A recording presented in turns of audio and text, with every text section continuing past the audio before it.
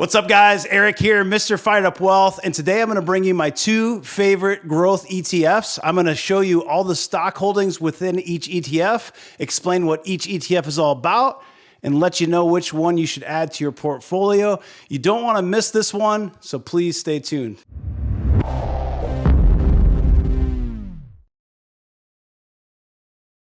Now, the first growth ETF that I want to focus on is ARK, that's ARKK. But if you're familiar with ARK Invest ETFs, there are several to choose from. There's ARKW, which is the web-based. There's a fintech one, there's a biotech one, etc. Today, we're focused on the original ETF from ARK, which is ARKK. Now, Tesla is the first holding, but what other stocks are in this ETF? What is the ETF focused on? I can tell you first, the ETF is focused on disruptive technology, and it's actively managed. But what else is going on in here? Let's take a look and find out and see if it's worth adding to your portfolio. Okay, guys, so real quick, ARK, ARKK, is an equal-weighted, non-leveraged, actively managed equity ETF with the benchmark index of FactSet Innovative Technology Index. The ETF's geographic objective is global with a focus on technology sector, broad multi-cap companies. ARK is an actively managed ETF that seeks long-term growth of capital by investing under normal circumstances, primarily at least 65% of its assets in domestic and U.S. exchange-traded foreign equity securities of companies that are relevant to the fund's investment theme of disruptive innovation. Let's take a closer look at ARK and look at the basket holdings, the regional exposure, the market capitalization, et cetera. So you can see on your screen, North America is 89%. There is a little bit of Europe, about 7%. There's some Middle East. So you got Switzerland, Israel, and Belgium, but it's 89.25% United States-owned companies. Market capitalization, you actually see microcap at 42%, which I think is interesting, 34% on the large cap, 13% small, and then 10%, 9.28% on the mid cap. You'll look at the style map, you'll see that this is mid-cap growth. And the reason they're going for mid-cap growth is they're trying to find the next large-cap growth. So you think of Amazon or Microsoft, they're already large-cap growth. They want to find the next Microsoft or Amazon by focusing on those disruptive companies that are in that mid kind of growth category. So you'll see a lot of micro caps, a lot of smaller caps that are actually going to grow into mid caps and even large caps. You can see Tesla is about 12.69% of the weight, and I will actually show you all 33 of these holdings here in a minute. But you can see there's Tesla, there's Square, there's Roku, there's TWOU. A lot of these have performed very, very well. So let's take a closer look and go to their website. So here is the ARK Invest website. As I mentioned earlier, there are several different active ETFs. There's the ARKK that we're focused on today, but there's also an ARKQ, which is robotics. There's an ARKW, which is the next generation internet. There's a biotech one. There's a fintech one. They even have index ETFs that aren't actively managed. But again, we're focusing on the ARKK today. And so here again, it says ARK defines disruptive innovation as the introduction of technologically enabled new product or service that potentially changes the way that the world works. That's what this is focused on. So let's take a look here. And first I wanted to say that the expense ratio is 0.75%. So it is a little bit higher, but you got to remember this is actively managed. So 0.75% for an actively managed ETF is not really that bad. You can see the performance. Obviously, we've had this big dip and we're kind of working our way towards up. The all-time high was around $60. We're trading about $52 right now. Let's look at all of their holdings and see what is inside of ARK. So there are 32. Fidelity said 33. One of those holdings could be cash or something, but it's always best to go to the actual website of the company if you can. This is as of 4/17. So this is the most recent one here from ARK Innovation. And let's just look at all the holdings. I want to make sure that you can see this and I'm not covering the camera up there. So we've got Tesla, we've got Square, Illumina is a biotech, you've got Roku, you've got things like Zillow Group, which I actually just bought some of that stock the other day. ZG is the ticker. You can buy Z. That's two different classes. Lending Tree is on here. Splunk. I'm a big fan of Splunk. I have a bunch of that in my portfolio. Autodesk. I also own that one. Pinterest, which I don't own. You can just kind of go down the line here. Teradyne, Lending Club Corp, Series Therapeutic, Morgan Stanley, that's interesting. I'm not sure. Morgan Stanley Government Institution 8035. It's a pretty small percentage, 0.25%. So you can see that most of these are going to be like LendingTree is 0.96, a little less than 1% weight. Tesla is about 13% weight. The other thing I wanted to look at too is the industry exposure. So this is again for ARK, and it's saying that on Fidelity, it has 21.77% biotech. It has 13% automobiles because of Tesla. That's, the full 12.97% is Tesla. Life sciences, tools and services is about 13%, then software, then IT services. Technology is 6%. It goes down to machinery down at 4%. So you can see this is mostly a biotech with some Tesla and a little bit of software and cloud, but it's only about 12% software and cloud. The next ETF we're going to talk about is going to be much more focused on technology. The second growth ETF that we're going to cover today is SKYY. That's SKYY, and that's the First Trust Cloud Computing ETF. So it's exactly that. It's cloud computing. It's going to have Amazon. It's going to have Microsoft. But this thing has over 60 holdings, over double the holdings of ARK. So let's take a look under the hood and find out what companies are in this ETF. Just a quick overview again of what SKYY is. It's a capitalization weighted, non-leveraged, passively managed equity ETF. So this is different because this is passively managed. The other one, the ARK one, is actually actively managed. This is a passively managed equity ETF with a benchmark index of the ISE Cloud Computing Index. The ETF's geographic objective is global with a focus on the technology sector, broad multi-cap companies. The index is a modified equal weight index designed to track the performance of companies involved in the cloud computing industry. If you don't know me or my channel, I work in that industry. So this is something I like to invest in because I know it very well. I know the players within the industry, and I feel most comfortable. They say invest in what you know, Peter Lynch style. And here we are. So to be included in the index, a security must be classified as a cloud computing company by the Consumer Technology Association, or the CTA, and meet the following criteria. It has to have a minimum market capitalization of $500 million, minimum free float of 20%, and minimum 3-month average daily dollar trading volume of at least 5 million. So they want to make sure it's liquid. Each security within SKYY is then classified according to the following 3 business categories. So infrastructure as a service, IaaS, companies that deliver cloud computing infrastructure like servers, storage, and networks as an on-demand service. Next is platform as a service. You've probably heard of these before. That's PaaS, companies that deliver a platform for the creation of software in the form of virtualization, middleware, and or operating systems, which is then delivered over the internet. And then finally, software as a service, or SaaS, which you probably most common with, is going to be like Salesforce and Workday.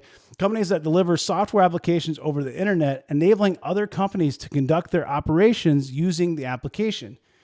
The index, SKYY, employs a modified equal weight methodology called the cloud score weighting.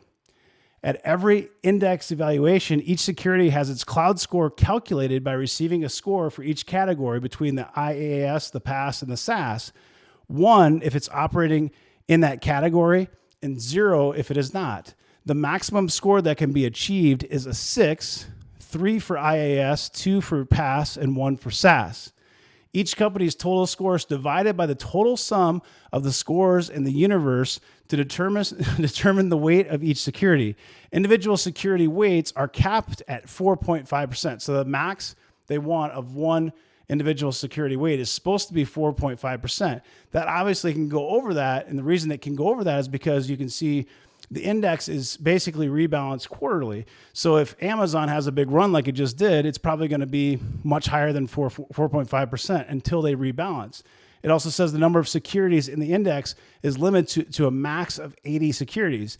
If you remember the last one, ARK, there were only 32 holdings. This one can have a max of 80 securities. So let's take a closer look and see what exactly is inside of this ETF.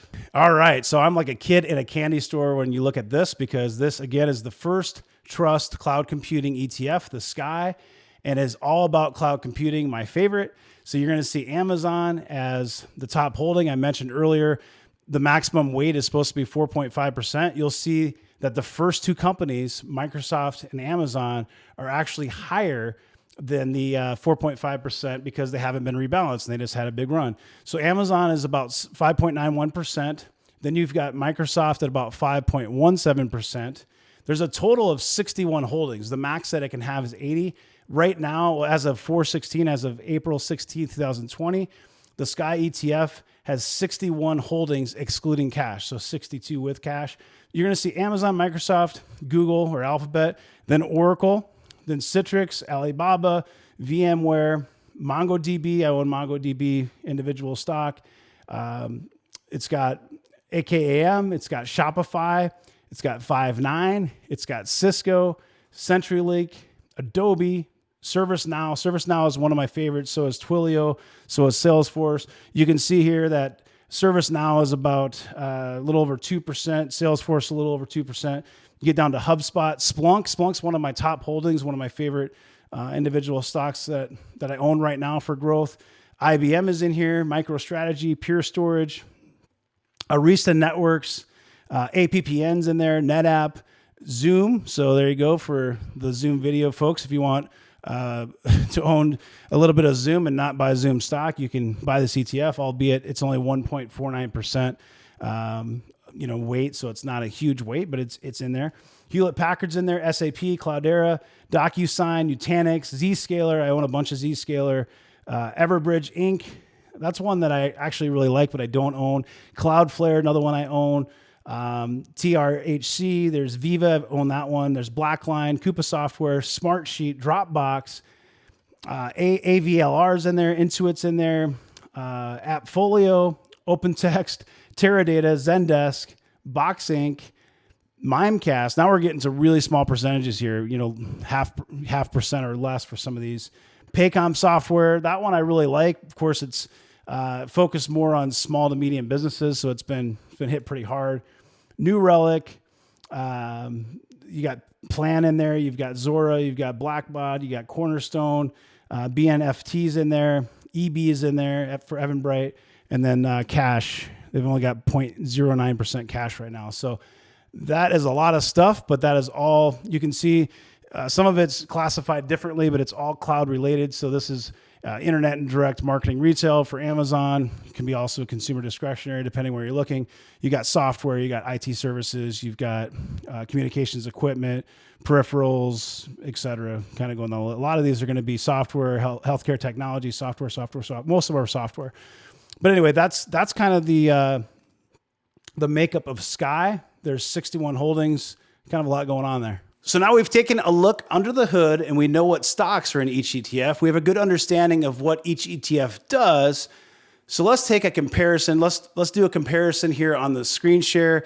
Take a look and find out which one might be best for your portfolio. Okay, guys, so let's do the head-to-head comparison. Just kind of take a look at them side by side, and then I'm going to give you my opinions here at the end of which ETF I think is best.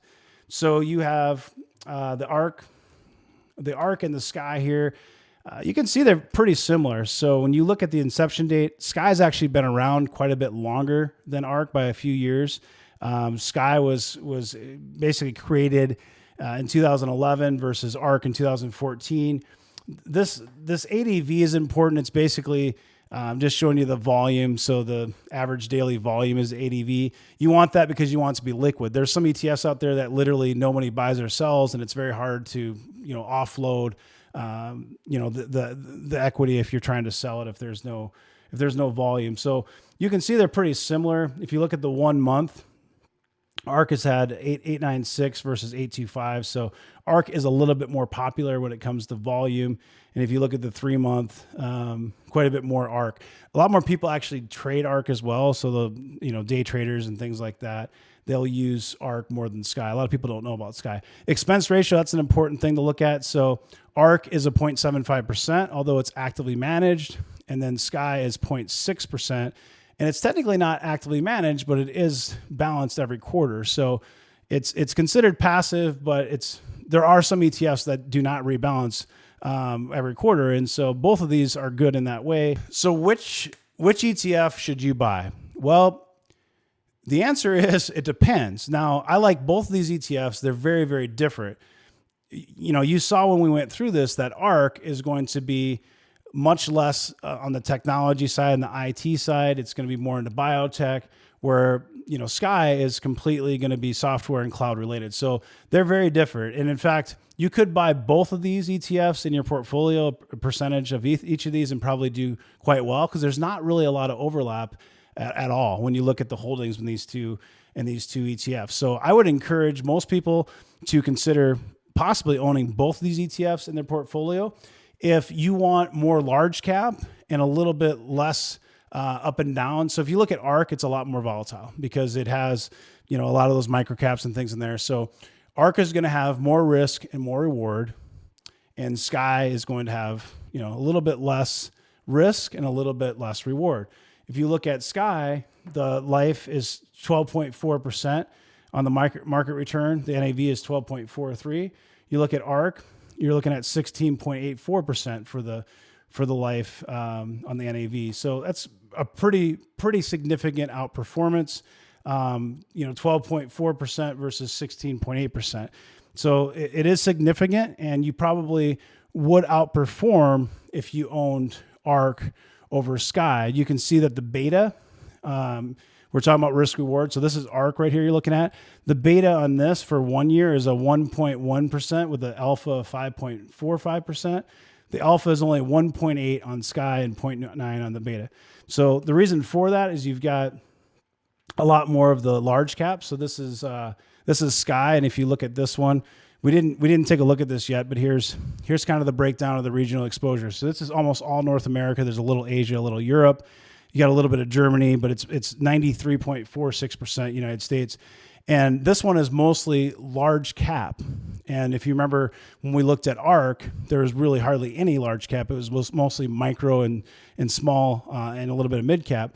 This is large cap with some mid cap, some small cap, only 6.4% on the micro cap, whereas the ARK, the micro cap was 42.43%. So very, very different the way that they're made up. These are mostly, if you look at the majority of the weight on, especially in the top 10 in the Sky, Amazon, Microsoft, Alphabet, Oracle. I mean, these are big companies that have been around for a long time. So they're large cap growth, they're established. You do get a little bit of dividend, with the Sky as well because of that. But at the end of the day, they're both very, very different. One is going to have, like I said, a little bit less risk, a little bit less reward. I like both. I own Sky in my retirement. In one of my retirement accounts, I own ARKW in another retirement account, and I own ARKK in another account. So I've got 3 different accounts where I've got ARK and Sky. I do actually own quite a bit of Sky. The reason I like Sky, though, is because I know all those companies very well. Whereas when I look at ARK, I don't know, NVTA and CRISPR Therapeutics. I'm not a biotech expert by any means. And so I like this ETF, but I don't intimately know each of the company beneath the hood.